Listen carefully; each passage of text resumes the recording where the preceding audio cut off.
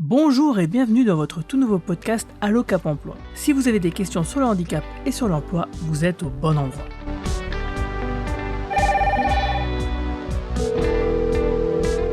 Allô, ici votre Cap Emploi, bonjour. La dernière fois, nous vous parlions d'une formation financée par l'AGEFIP. Il est donc temps de se poser la question du financement de tous les dispositifs dont nous vous parlons depuis plusieurs podcasts. C'est pourquoi, pour approfondir ce sujet, je reçois Émilie Oukoloff, la déléguée régionale adjointe Grand Est de l'AGEFIP. AGEFIP est un acronyme que j'ai souvent prononcé précédemment et qui signifie Association de gestion du Fonds pour l'insertion professionnelle des personnes handicapées. Bonjour Émilie, comment allez-vous ? Très bien, je vous remercie. Je vous remercie de votre invitation. Je suis ravie d'être avec vous ce matin pour cet échange. Est-ce que vous pouvez expliquer à nos auditeurs à quoi sert l'AGEFIP ? Bien sûr. Alors, l'AGEFIP est avant tout une association reconnue d'utilité publique qui est gouvernée par un collège paritaire de représentants d'employeurs, de salariés et d'associations qui œuvrent pour l'inclusion des personnes en situation de handicap dans le monde du travail. L'AGEFIP est avant tout connue pour être gestionnaire d'un fonds au service des personnes et des entreprises, pour les aides qu'elle met à leur disposition et à celle du service public de l'emploi pour accompagner les parcours professionnels. Mais une part importante de notre mission consiste à déployer une offre de services beaucoup plus large. Une offre au service des entreprises pour les aider à construire une pratique de ressources humaines inclusives, pour accompagner et outiller les référents handicap. Alors vous savez que c'est désormais une obligation dans les entreprises de plus de 250 salariés.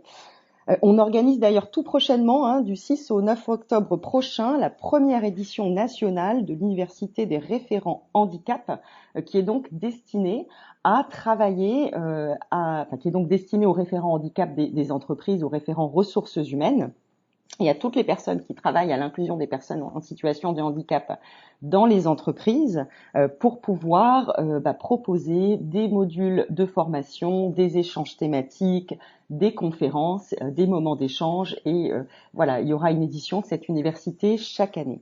On propose également une offre de services pour les grands acteurs de l'emploi et de la formation, afin qu'ils puissent accompagner la prise en compte et la réponse aux besoins des personnes en situation de handicap, appuyer et outiller les référents handicap dans les réseaux du service public de l'emploi, les organismes de formation.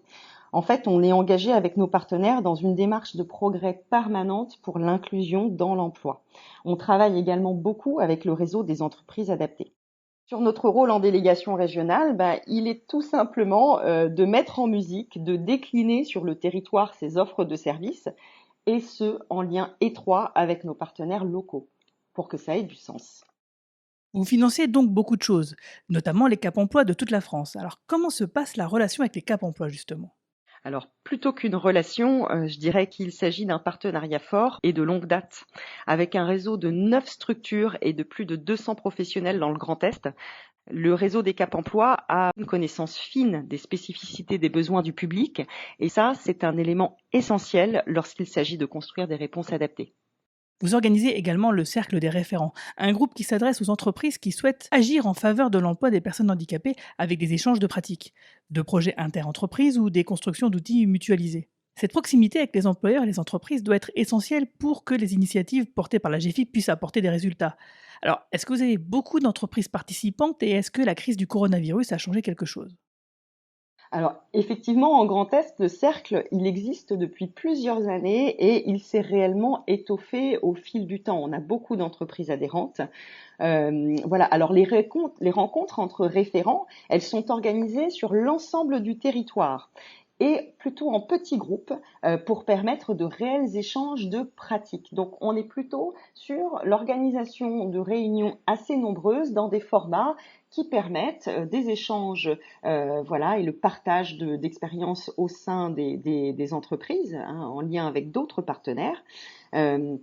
Et également sur des formats de type formation, réunions thématiques, par exemple le maintien en emploi ou le handicap psychique.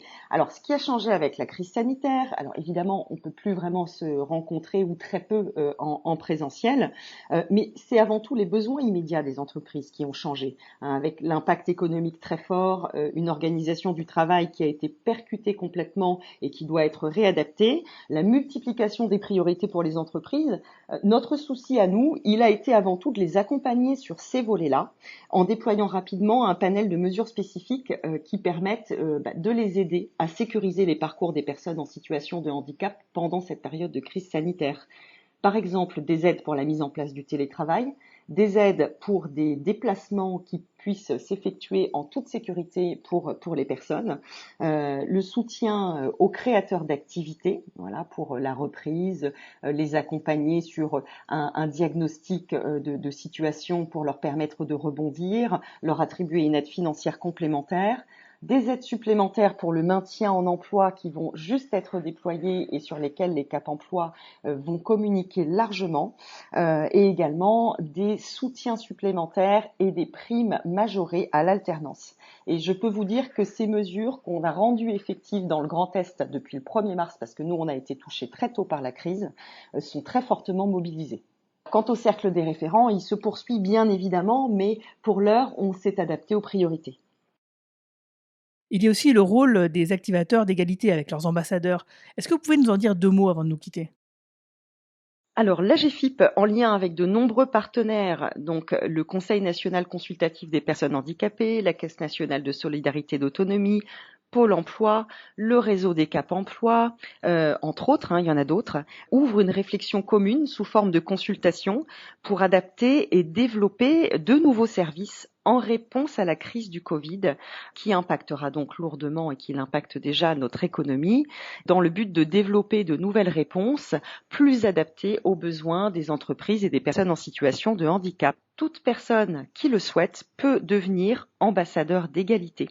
L'idée, c'est de pouvoir échanger dans son cercle professionnel, personnel, pourquoi pas, à partir de thématiques qui ont été identifiées donc sur cette plateforme activateurdégalité.fr et de pouvoir contribuer sur ces thématiques. Donc ces contributions seront faites dans toute la France et par un panel très large de partenaires. Voilà ce que je peux vous en dire. Alors merci pour toutes ces explications et d'ailleurs le rôle des activateurs d'égalité, je vous en reparlerai parce que je suis moi-même un ambassadeur, donc ça sera le sujet du prochain podcast où je vous inviterai à me rejoindre pour des sessions de travail et réfléchir à qu'est-ce qu'on pourrait bien faire pour améliorer la situation.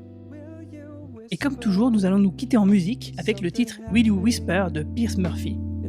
Merci beaucoup à vous et à bientôt. Au revoir. Just a sedator to make me disappear. I am so tired of seeing love go back to what it was before. Lips had